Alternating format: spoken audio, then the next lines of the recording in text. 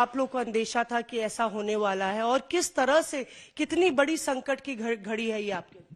ये देखिए, पॉलिटिक्स में जब हम लड़ते हैं, पॉलिटिक्स में जब हम उतरते हैं, तो हर चीज पे हमको लड़ना पड़ता है। ये राहुल जी सत्य के लिए लड़ रहे थे और अहिंसा मार्ग से लड़ रहे थे, लेकिन उनकी जबान बंद करने के लिए इतने लाइटनिंग स्पीड में उनको डिस्क्वालीफाई किया गया कि ताकि उनको सच बोलने से रोका जाए। और इससे उनको बड़ी खुशी हो गई होगी, लेकिन पूरे देश के लोग बड़े चिंतित है। लोकतंत्र में ऐसा हो रहा है और संविधान जीवित रहते हुए भी संविधान के तहत सरकार नहीं चल रही है, और लोकतंत्र में हम freedom of speech, freedom of expression, इस पे अगर ताला लगाते हैं तो इससे बड़ी बुरी बात लोकतंत्र में और कुछ नहीं हो सकता। और राहुल जी बड़े धैर्य के साथ, संयम के साथ इसका मुकाबला करेंगे। वो पहले भी करते हुए आए हैं, आगे भी करेंगे। पूरी पार्टी उनके साथ है और उन्होंने जो पार्टी को खड़ा किया है, सारे युवा, सारे लोग, और खासकर उनकी विचारधारा देश के लिए, देश बनाने के लिए वो सबसे ऊंची है। ऐसे एक नेता को उसकी छवि खत्म करने के लिए ये कोशिश कर रहे हैं, ये होने वाली बात नहीं है। उन उसूलों के लिए लड़ रहे हैं। जी, पर इसको प्रियंका गांधी ने ये कहा है कि कश्मीरी पंडितों का प्रधानमंत्री ने भरी संसद में अपमान किया, राहुल गांधी के नेहरू सरनेम को लेके सवाल खड़ा किया। लेकिन आज ये इस पे बीजेपी इसलिए आ गई क्योंकि लगातार राहुल गांधी अडानी का मसला उठा रहे हैं।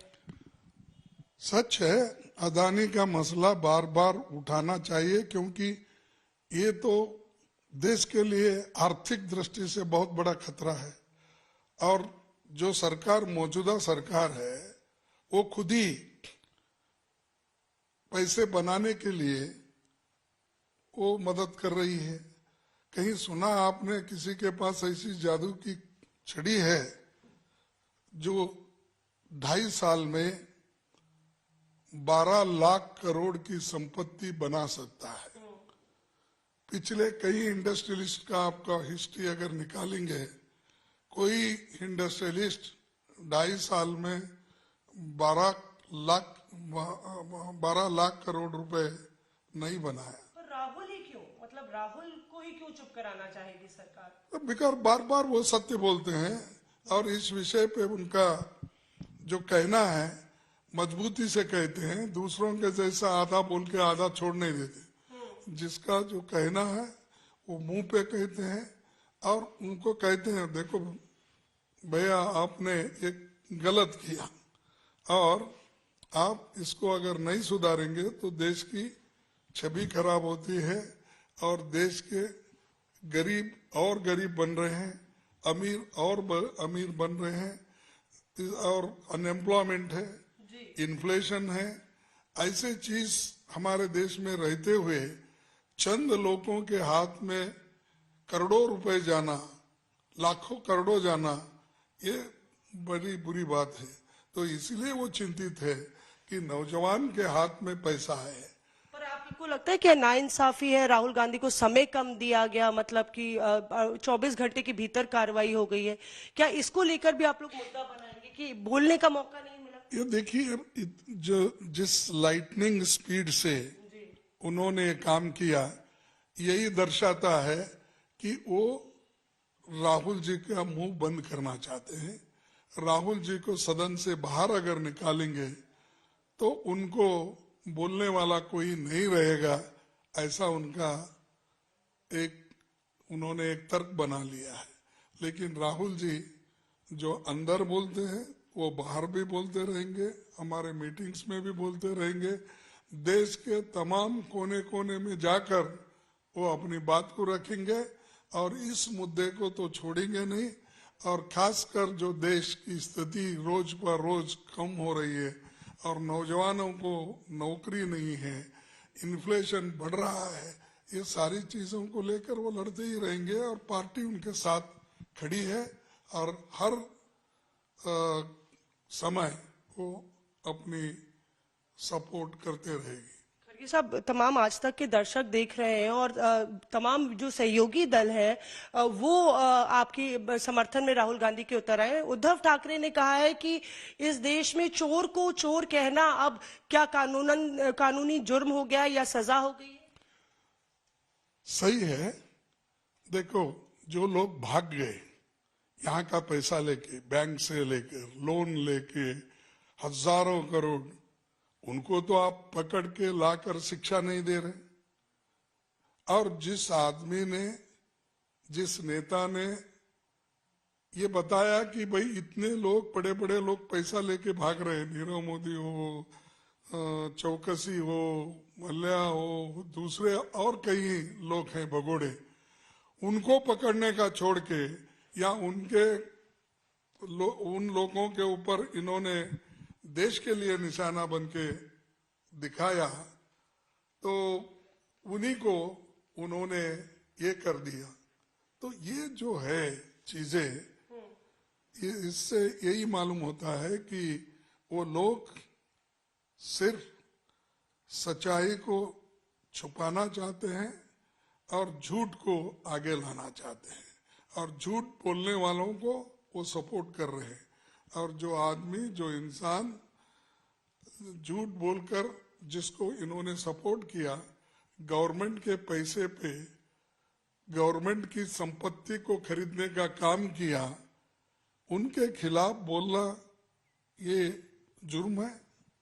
और उन्होंने जो मुद्दे सदन में उठाए थे 6-7, वह मोदी कहाँ गए थे, किसके साथ गए थे, या अदानी किसके साथ गए थे, ये सब प्रश्न अगर पूछते हैं तो आप उनके भाषण भी एक्सपेंज कर देते हो। इसका यही मतलब है ना, आप बोलने भी नहीं देते हो। जी, पर क्या 24 की लड़ाई में इसका असर पड़ेगा? मुझे मालूम है आपको जाना भी है सर। 24 की लड़ाई में इसका असर पड़ेगा? क्या सहानुभूति राहुल गांधी को मिलेगी इसको लेकर? देखो, हम लड़ाई लड़ रहे हैं, सिर्फ इलेक्शन के लिए नहीं लड़ रहे, हम जनता के लिए लड़ रहे हैं। जनता के मुश्किलों के लिए, जनता जो आज समस्याओं का एक समस्या से जूझ रही है, उन समस्याओं के लिए हम लड़ रहे हैं। वोट आता है जाता है, लेकिन आजादी और लोकतंत्र और संविधान और हमारी बोलने की आजादी और लिखने की आजादी, इसके लिए हम लड़ रहे हैं। पर क्या कहा जा रहा है कि राहुल गांधी अगर माफीनामा दे देते या कह देते कि भाषा में गलती हो गई कोर्ट में, तो शायद मामला इतना तूल नहीं पकड़ता। बार बार जज ने पूछा कि क्या आप माफी मांगेंगे, तो राहुल गांधी ने मना कर दिया। क्या वो गलती हुई या उस पर आप लोग टिके? गलती क्यों हो गई? अरे ये कोलार में इलेक्शन स्पीच है और किसी व्यक्ति, जिस व्यक्ति ने कोर्ट में केस डाला, उस व्यक्ति को तो कुछ नहीं बोला और वो कोई गरीब ने खुद को अमीर कहलाता है। और ऐसे लोग जो बाहर भाग गए और यहाँ जो डिफेंड कर रहे हैं, उनको इससे नुकसान क्या होगा? नुकसान किसी का भी नहीं है, लेकिन इस बात का उन्होंने तोड़ मरोड़ के जाति विशेष का मामला बनाया जा रहा है सर अब कि ओबीसी, यहाँ पे नड्डा साहब ने सीधे कहा है कि ओबीसी जाति का अपमान किया है। ओबीसी जाति का अपमान वो करते हैं, हजारों सालों से किए, सैकड़ों सालों से किए, आजादी से पहले भी करते आए, आजादी के बाद भी करते। ये बीजेपी, आरएसएस, नड्डा, मोदी जी, ये सभी लोग एक आरएसएस की फिलॉसफी को लेके बैकवर्ड को कुचल दिया यही लोगों ने, अस्पृश्य लोगों को दूर रखा यही लोगों ने, गरीबों को तंग किया यही लोगों ने। इस देश में जातीयता रखना और उनका सिस्टम कायम रहना, इसके लिए उनकी लड़ाई है। तो ये उस उसूलों के लिए लड़ रहे हैं जो मनु ने अपने मनुस्मृति में लिखा था, उसकी हिफाजत के लिए ये कोशिश कर रहे हैं, बैकवर्ड्स के लिए नहीं। बैकवर्ड्स का अपमान तो वो हमेशा करते आए हैं और कर रहे हैं। तो आप लोग पीछे नहीं हटने वाले सर, इस पूरी लड़ाई में आप साथ में हैं राहुल गांधी के और पूरी पार्टी खड़ी है राहुल? ये देखो, हटने का सवाल ही नहीं ना। हम तो कानून संविधान के तहत लड़ रहे हैं, डेमोक्रेसी में है, क्या डिक्टेटरशिप में है थोड़ी, तो हुकुमशाही में तो नहीं है, हम लोकशाही में है। तो ये टिकाने के, लोकशाही टिकाने के लिए और संविधान की रक्षा करने के लिए हम लड़ते रहेंगे। और राहुल जी जो बात बोले हैं उसको हम 100 बार रिपीट करेंगे। शुक्रिया सर। हम आज तक के दर्शकों ने देखा मल्लिकार्जुन खड़गे साहब का पूरा इंटरव्यू अंजना, और जिस तरह से उन्होंने सीधे तौर पर कह दिया है कि जो राहुल गांधी ने बात कही है वही 100 बार कांग्रेस पार्टी और कांग्रेस का हर एक कार्यकर्ता जमीन पर ग्राउंड जीरो पर जाकर दोहराएगा।